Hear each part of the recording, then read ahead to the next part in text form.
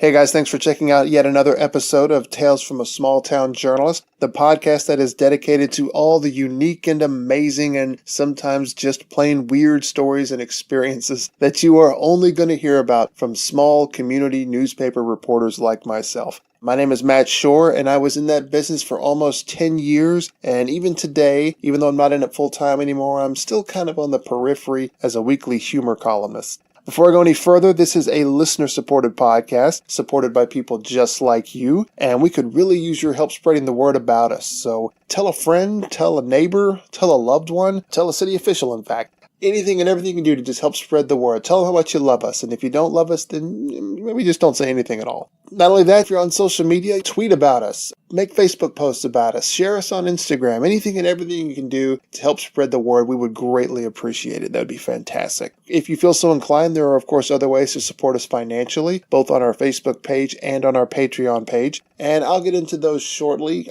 later on in the show. But for now, let me give you a quick update about what's going on in my life. I mentioned last episode that I got my wife tickets to the Transworld Halloween Attractions Show as her Valentine's gift. This is, of course, the second time I've done this. I believe I mentioned last time that Amanda and I are just fanatical Halloween fans. We absolutely love that holiday, and it just seemed appropriate for me to get her a second Halloween holiday of the year, because we have so much fun that one day of the year. I thought if I could find a way to give her a second Halloween, that would really truly be something special. And so you could call it an experiment last year, and it went so well that I just absolutely had to do it again this year. And that brings us to where we are today. We got to go for March 21st through the 24th, and just as the last year, we had an absolute blast. I can't describe just the sort of feeling of just happiness and joy that you get going to a place like this where everybody shares your love for this one specific thing, where everybody there is just like us. They love Halloween. They love stuff that is kind of creepy and spooky and fun, and just this exhibition hall where there's just, as far as the eye can see, you have decorations, you have props, you have costumes, you have just amazing imagination just right there on display. And you can just keep walking through all of it and spend an entire day. It is so much fun, and we had such a great time. I should mention to make sure and check out our seasonal podcast dedicated to Halloween later this year, where Amanda and I will both be talking about that experience. We'll tell you guys all about it and exactly how much fun we had. We had such a great time there. We're going to have such a great time talking about it, and I'd like to think that you guys are going to have a great time listening to it as well. So be sure to check that out later on. In the meantime, this month I'm going to be talking to Mark Hicks, a former reporter who has since retired but has decades of experience under his belt. A lot of those experiences are just really unique, and we talked a little bit about some of them ahead of time, and there's one story in particular that really made me laugh. I'm looking forward to hear about this, but I'm not going to keep you guys waiting any longer for this. Mark's waiting to talk to us right now, so let's turn to the telephone, get him on the phone right now, and hear all about Mark Hicks' unique experiences as a journalist. All right, I'm talking with Mark Hicks, former reporter for the Leaf-Chronicle newspaper. Mark and I crossed paths a few times when I was working over there, mostly on the weekends. That tended to be the only time we crossed paths. Mark's had quite a bit of experience in the journalism, the avenue, the field, whatever you want to call it. So I'll just hand things off here. Mark, how are you doing? Hey, doing great. Cool. You've told me a little bit about some of your experiences before we got started here, so why don't we just jump right in? One of the things we talked about before we got this started was your experience with the tornado in Clarksville. I've read about it, I've seen the photographs of it, but I didn't live through it. I came here after the fact. So tell me a little bit about that and what your experiences were, as a journalist in the midst of all that. Sure. Actually, I moved here from Knoxville, and I was here about 3 months when the tornado hit. That was January 22nd, 1999. They had me working a Thursday or Sunday through Thursday shift, covering the Sunday city editor slot, which I actually had to come back and do later on. But anyway, I got off on a Thursday and was heading home. And I still had my house back in Knoxville and was going to head back to do some work there. And I got home and saw this big blob of rain and storm heading this way. So I went ahead and left Thursday night. So the tornado hit the next morning at like 4 a.m. And I didn't know anything about it until I called a buddy at the Knoxville paper. And he says, well, did you take that job in Knoxville or in Clarksville, or did you take the one in Chattanooga? I said, well, I went to Clarksville. He said, Clarksville? I said, yeah. He said, your newspaper's been blown away. I said, well, yeah, it's a good paper. You know, we have a good time. No. Your paper's been blown away. And I was like, well, yeah, you know. And he says, no, a tornado hit your paper, hit Clarksville. And I'm like, what? So anyway, finally figured out how to reach somebody. I called my house, and my answer machine picked up. It was back in those days. And because I only lived about a block from downtown, of course, nobody picked up at the paper. Anyway, I got a hold of somebody, and they said, well, come on, and you'll be the lead writer. That was because I didn't have a beat at the time. So I came back and started doing a lot of the different reporting on the recovery and the rebuilding. Of course, our office was damaged, and we had to set up in a hotel room at a hotel next to the interstate. Everybody was scrambling to try and reach sources, and I think we had 2 cell phones. Everybody was working off laptops and that sort of thing. We got to go downtown and see some of the damage, and myself and a photographer went down, and we went to the Leaf-Chronicle building. The back part was in good shape, but the front part was pretty messed up. So we snuck in past the caution tape, and I grabbed a couple of garbage cans and started gathering up phone books and Rolodexes and that sort of thing, you know, and things to help us do our job, because we were kind of hamstrung, really. We call that the Rolodex rescue. And the photographer got a picture of me on the cell phone calling back to the office to see what else we might need. And behind me, the whole roof was caved in. So that was kind of an experience. And the Leaf-Chronicle building, it was the first building to get back in order downtown. I had a seat at a window, and I could see the rebuilding in front of me. It was pretty cool to be able to just walk out the door and find a story. I covered a lot of meetings, and there was one I remember. It was about the courthouse, and there was a lot of judges and attorneys and that sort of people there. So at that time, we had pagers. So I got a page, and I looked, and they wanted me to call back to the office. So I reached in my pocket. I didn't have a quarter because at that time we had payphones. Ross Hicks, who's a circuit judge now, but was an attorney at the time, was sitting next to me. And I said, hey, Ross, can you loan me a quarter so I can call to the office? So he reaches in his pocket and he pulls out and he says, yeah, sure. He says, here's a quarter. He said, but just one thing. I said, well, what's that? He said, make me sound good in the paper. So I leaned over and I said, Ross, I'll make sure you get your 25 cents worth. So, we had quite a time there. It was tough, but I got to meet a lot of people in a real short period of time. So there was a lot of different things that happened over the years.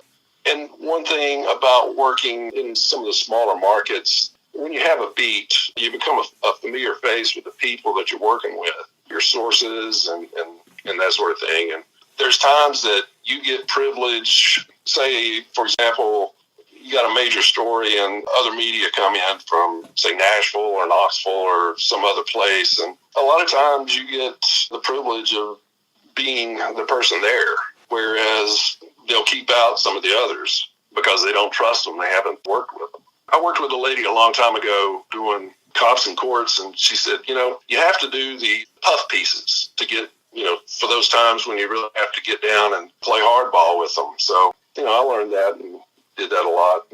But I remember there was a fatal wreck one time when I worked in Blount County. I worked for the Maryville Daily Times. And what we would do is, if there was a wreck, I was working the cops and courts beat, and kind of the barometer, if it was a serious wreck, they would call out the medical helicopter rescue. So we would wait to hear if that was the case, and then we would head out to the scene. So it was always myself and a photographer. So we went to one up in, it was up in the Smoky Mountains. It turned out that a motorcycle rider had been killed. So what we would normally do is the photographer would get a few pictures. I would kind of get a scene, talk to a few people, and whoever the officer was that was doing the report would say, I would say, hey, give me a call later, and, give him a card or something. And usually they knew who I was. And they would give me the details and the condition of the person, that sort of thing. So on this particular one, the THP trooper says, you might want to stick around on this one. So I thought that was kind of odd. And so I told the photographer, let's kind of hang a bit. And so I watched the people that he talked to. And then after he finished, then I went and talked to him. And it turned out that a state senator was suspected of being involved in the wreck. Oh. Essentially, the witness said that he turned in front of the motorcycle rider who had locked up his brakes to avoid him and went across to the other side and was hit head on by a car coming behind him. She said that he pulled off and got out, looked at the wreck, then got back in his vehicle and drove on to his house. And so that seemed a little odd. And it turned out that the senator, he said he didn't realize that he was involved, and actually the motorcycle clipped the rear of his vehicle.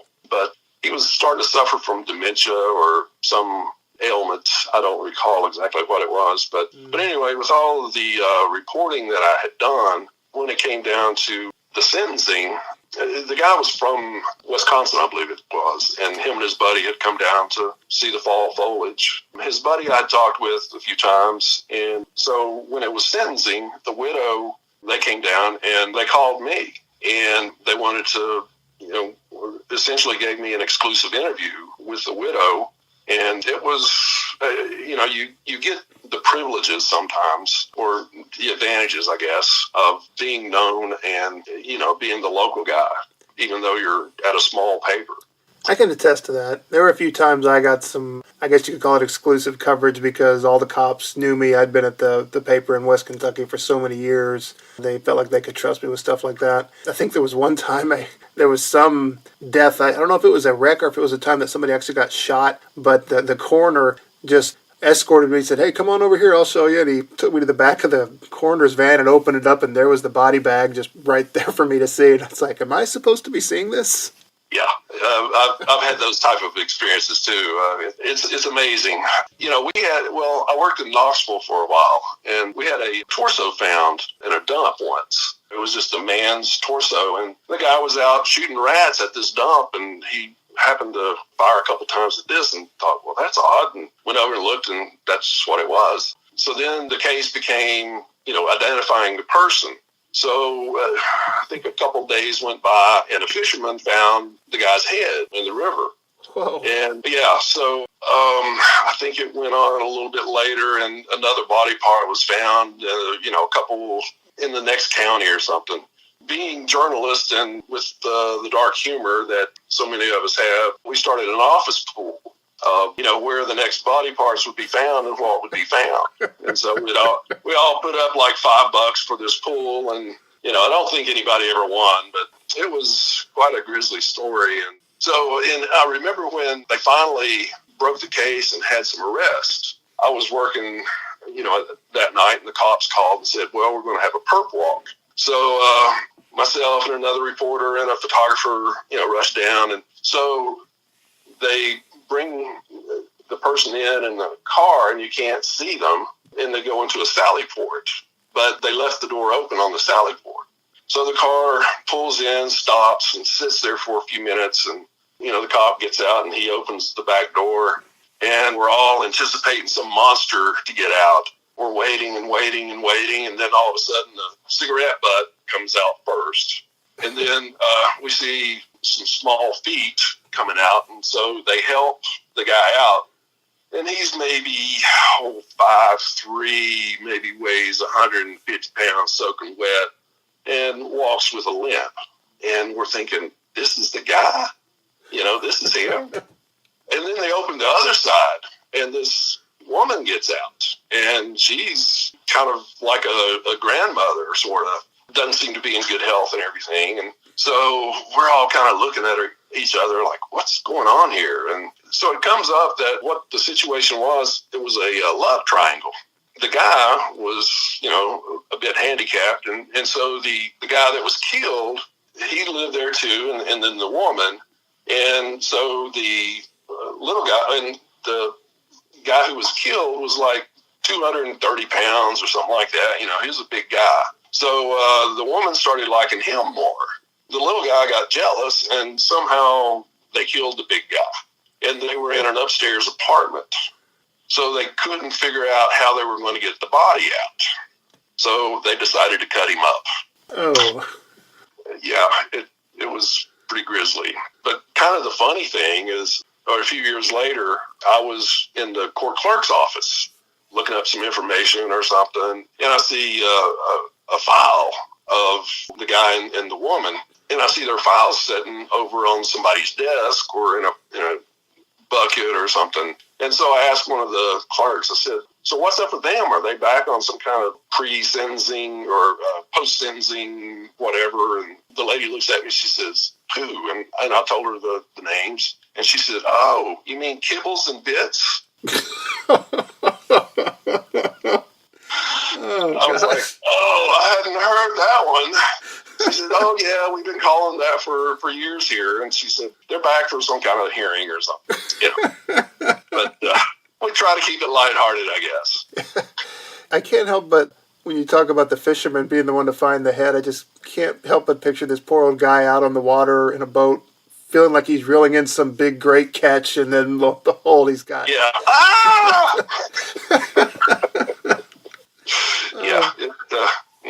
It can be very serious, too. There was one day that I watched two people die in front of me, and almost a third, and there was not a thing I could do about it. This was back in Blount County, and the photographer and I were out on the wreck like the other situation, and so we hear a call on the scanner about a kayaker stuck. It was a period of heavy rain, and so there was, it was called the Little River, and it ran out of the Smokies and through Blount County. So we headed out that way. On one side, there was a golf course. So we went and asked them if we could go down to the river through the golf course, and they said, yeah, just stay on the path. And anyway, so we get there, and there's a kayaker. Well, across the river is an old factory, and it used to have a water wheel to power it. I mean, it was really old and had a water wheel at one time. And so out in the river, they had built, they call it, well, it was like a wall that the water rushes over, and it causes a hydraulic, which turns the water wheel. So a couple of kayakers had come down, and they got off before they got to it, and they were deciding whether they were going to go on over it or not. And so the one guy says, no, I don't think we should. And so the other guy says, yeah, it'll be fine. It'll be just like a rapids. So he goes over and gets caught in the turning of the hydraulics. When we get there, we can see the kayak still churning out in the water. And it comes up 2 or 3 times, and the guy's still in there, and then it comes up, and he's not there. By that time, the emergency people are there, and they call in the helicopter, and they can't get a boat in up above to go down and try to get him. So they try to launch a boat from below and come up. In the meantime, across the river at this old factory, which is now I think they make gloves or rope or something. Anyway, there's a group of guys standing out on this dock. They pull out a big roll of rope. And so one guy strips off and ties a rope around his waist. And so all the rescuers on our side of the river is like, no, don't do it. But nonetheless, the guy jumps in the river and starts trying to swim across with the rope. And later found out that what he was going to try to do is lower the rope down so that they could use the rope to get to the guy who was in the hydraulics. So he gets so far, and he gets about 2/3 of the way over, and then the water's just too swift, and it takes him on over the wall. So the guys on the other side start pulling and trying to pull him off, pull him back out. Well, the problem was there was a tree that had fallen and was across the water wall. And so when he got to that, he got stuck up, and they couldn't get him any further. So in the meantime, the other side of the river, another guy starts stripping down, and they tie a rope around him. So everybody is like, no. So he dives in, and he doesn't get as far, and they actually pull him out. Turns out that the last guy they jumped in, that was his son who had dove in the second time to try and swim across the river. So that was pretty hard. And it turns out that the kid who drowned was the nephew of the state senator who was in the other story. Oh, gosh. Small world. Yeah. Yeah, it was a small world. But anyway, in our business, and you've probably had to do it too, I had a coworker once call it grave robbing, where you have to call the victims of, or the family of a victim who's died or something like that in a wreck or whatever.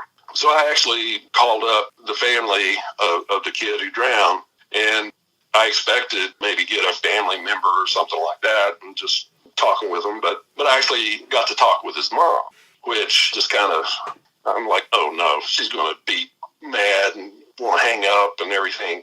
So talking with her a little bit, talking about her son, I was like, well, we like to call people and give them an opportunity to tell us about the person who's died and that sort of thing. And she was like, oh, I'm so glad you called.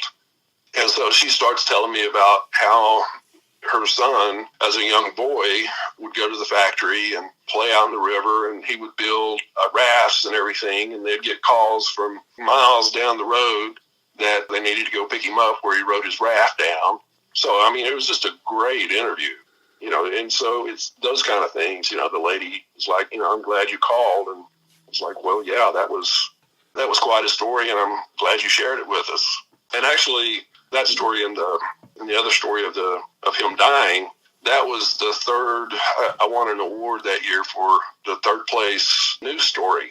The number one story in the state that year was about the state senator. I won that one too. So. Oh wow! Yeah, you do good work. Sometimes you get rewards for it, but it's a thankless job sometimes, and it's a tough job. It's not something everybody can do. Yeah. But you look for the highlights. I was thinking earlier about some of the court dates. Well, days of sitting in court on the hard benches and stuff, and waiting for a verdict or something. And I thought about I was in General Sessions Court once and waiting for a preliminary hearing, and the judge calls up a kid. I remember the kid's name. His last name was Mayhew, and he was there for underage drinking. So the judge is asking him questions and stuff, and then he asked him, well, why were you drinking? And the kid says, well, I wanted to. And the judge says, okay, but you realize that you're here because you're being charged with underage drinking? He said, yes, sir, I understand. He said, so why were you drinking? He said, because I wanted to. And he said, and so he says, Mr. Mayhew, if there was a beer sitting here on the bench and you wanted it, would you be drinking it? And he looked at the judge and he said, well, Your Honor, if I wanted it, I would be. And the judge said, no, Mr. Mayhew, I don't think you will. And so he sent him to jail for, a couple days or something like that. He said, you can think about your answers while you're sitting in jail. So I'm sure he learned his lesson, at least about underage drinking. Gotta admire his honesty, though. Oh, yeah. It was just hilarious, trying to keep a straight face sitting there. I wound up writing a story about that as rather than what I was there for was postponed or something. And then there was another time, there's like a docket call in court sometime. So this was in circuit court. The judge just goes through the docket and hears if people have an attorney and that sort of thing, kind of the process stuff in the beginning. The judge was leaned back in his chair, and they called up the next guy, and he rolls up in a wheelchair. So the judge is sitting back, and he's talking to the guy's attorney, and so he is ready to read him what he's charged with. He still hasn't leaned forward yet, and he says, stand up, Mr. Smith. And, everybody's kind of looking. The guy's like, well, I can't stand up, Your Honor. And the judge leans over and he says, oh, I see. And then he keeps going, didn't miss a beat. It's just like, oh, I gave him a hard time after that, though. Harassing handicapped people here. As you should have. Oh, yeah. And that's another thing. If the people know you, they'll let you get by sometimes. And, of course, attorneys, I've had to deal with a few of those. They're a special breed at times. And I remember one, he says, I walked by in the hall of court, and he says, I'd love to see what's in that notebook that you got there. And I walked over to him, pulled out my notebook, and started flipping through it. I said, there, what do you think? Because I write in shorthand that only I can read. And he's like, Oh, I don't have any idea what you got there. And I said, well, that's the way it's supposed to be, but anytime, you're welcome to look at my notebook. I was the same way in court. I had to write so fast sometimes that it was just, I learned how to understand my scribbling, but I don't think anybody else could decipher it. Oh, yeah. And I had an attorney, well, she was a prosecutor, and we were talking one time, and she was getting ready to go on vacation. She says, yeah, I'm not going to do anything while I'm on vacation except sit on the beach and read trash novels. And I was like, what? And she said, yeah, I love to read. And I'm like, oh, gosh, when I go on vacation, I don't want to read anything but a menu. That's not a vacation for me. So anyway, I don't know. Oh, yeah, there was a time that I did more of what you did as an editor. I was assistant city editor at the Leaf-Chronicle. And I remember the best headline I ever wrote was on somebody else's story, or the best lead I ever wrote. Chantal Escoto, she covered Fort Campbell, and so she did a story about Fort Campbell donating a robot for, explosive robot to Austin P. And Austin P was reworking it for the Clarksville Police Department for their bomb squad. So, it starts off, something like Clarksville Police Department is getting a bomb robot thanks to Fort Campbell and Austin P. And go on down in the story and talks about the little robot. It's 230 pounds and got a few things wrong with it. And then a little bit further in the story, she says they call it Bam Bam. Ooh. So there's my lead. Bam Bam is a 230-pound tough guy who takes charge in explosive situations. Very good. So, I guess I had a talent for that, too, rather than for my own stuff. So, again, you got to have fun where you can. Little moments like that are just what you live for, right? Oh, yeah. I went back to Bristol, my hometown, and worked at the paper there for a time. I was assistant city editor there, too. So the guy before me did a column every Monday, and people, readers would submit a question, and he would answer the question. And they called it the Monday question. So they asked me, hey, would you like to take this over? And I'm like, I don't know. So finally I agreed. I thought, well, I'll try and make it funny or put a little spin on it. So I got different questions. I remember one lady was asking how to keep squirrels out of her bird feeder. So I got a few suggestions from different people and told her how to do that. And then an older lady, she saw that one, and she had squirrels up in her attic. She wrote me a letter about, she called him Count Dracula, a little squirrel that was giving her a problem all the time. And I had a buddy who I grew up with, and he had a business where he would go out and capture wildlife and stuff and take them away. He called his business Critter Getter. So anyway, I told him about the lady, and he went out and helped her out. And then I remember in one of my columns, I mentioned something about, I wasn't married, didn't have a girlfriend or something like that. It might have been around Valentine's Day or something. So I get a call one day. So it's a lady on the other end. And so she wants to go out with me. I'm like, I don't know. And so I was nice, but don't think so. So my editor says, well, why don't you write about that? Because, some funny things happened. I thought, well, okay, I don't have anything else better. So I wrote a column about that.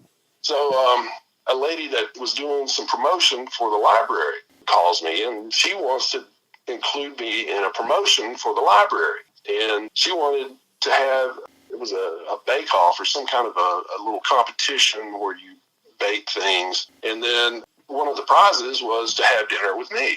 And I was like, oh, come on. No, I don't think so. And she said, oh, do it for the library. And I'm like, well, okay, fine. All the people are there, and, there's some kids that have done things, and, of course, the parents. And it turns out then they come down and they announce a winner.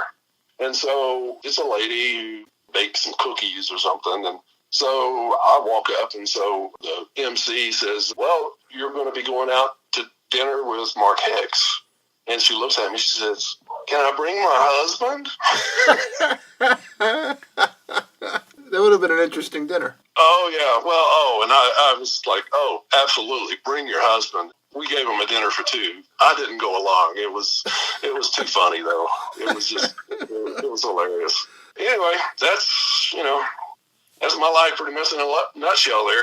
Seems like there should be more, but... I'm sure you'll think of something after we get off, and we can always do this again. Well, could be. But yeah, I'm glad to see you're still moving along in the biz and branching out to other things. There's probably some people who don't realize, but I took an early retirement buyout. Didn't announce it or anything like that, so it may be news to some people. But I guess those people who maybe wonder whatever happened to Mark. Now they know. Yeah, exactly. And maybe, and the thing is, I was also covering Stewart and Houston counties too. Small counties like that, they seem to notice these things more. I also have a story about sitting in a meeting waiting for the county commission in Houston County.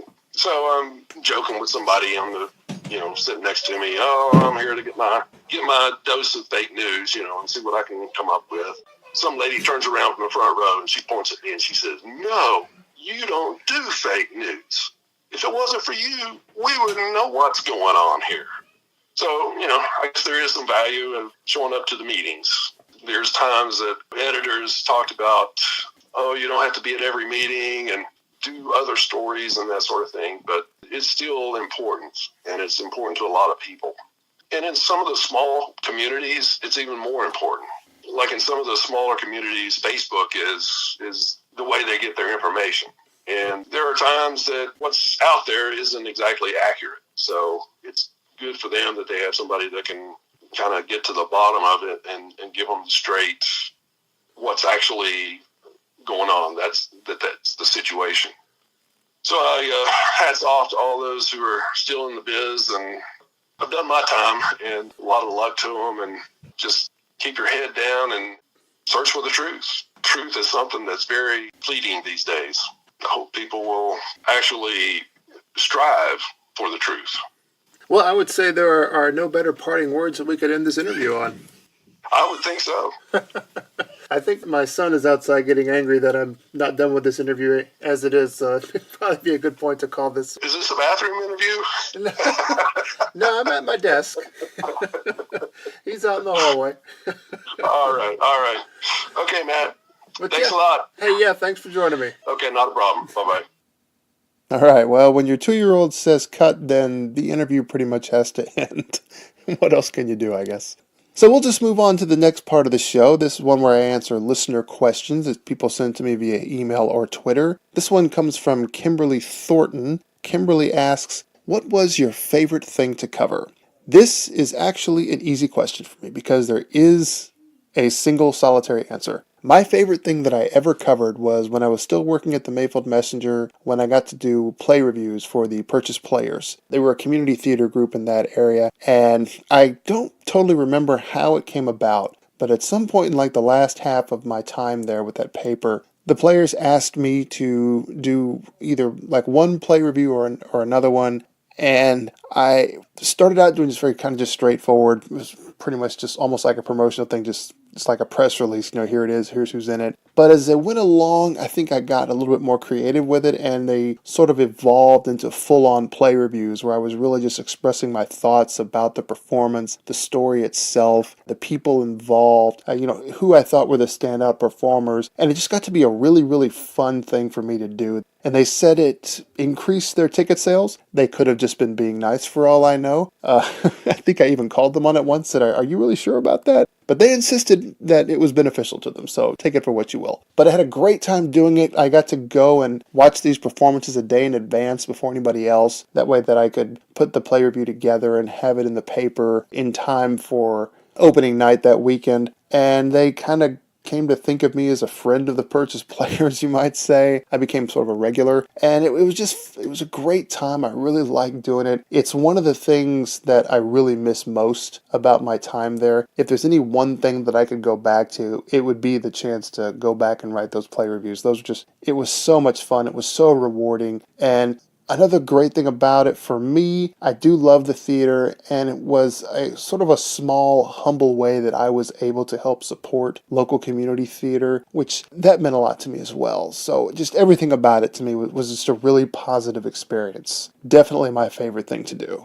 course, if you have any questions you would like to ask me, feel free to send them. You can send them to me by email at mattshorr@hotmail.com. That's mattschorr@hotmail.com. Or you can send me a message via Twitter at my Twitter handle, which is at @TheMattShorr. Just include the hashtag smalltownjournalist. Of course, this show also has its own website now. That's smalltownjournalisttales.blogspot.com. You can go there and check out every episode of this show that's aired so far. Also, we're on Facebook. You can check us out there on the Shore Manor Facebook page. That's facebook.com/Shore Manor, SCHORRMANOR. I mentioned before that you can support us in various ways. One way on this page, if you would like to, there's a button where you can go purchase t-shirts for this podcast and our seasonal Halloween podcast. If you want to, you can also show some support on our Patreon page. We've got some cool rewards for supporters there. That's patreon.com/Shore Manor. And you can also connect with me on my own website at mattshorr.net and on another social media channel if you'd like. My Instagram channel is The Shore. Feel free to follow me there and see what's going on with this project and others that I've got going on. And in closing, I think I would just like to echo Mark Hicks' sentiments once again of supporting your local newspapers. They are so important in this day and age. They are particularly important for small communities. And if you happen to know any journalists in your area that work for a small paper, be sure to let them know they're doing a great job. They don't hear that nearly enough. It would be great for you to do that for them. So, keep listening and keep reading. Thanks.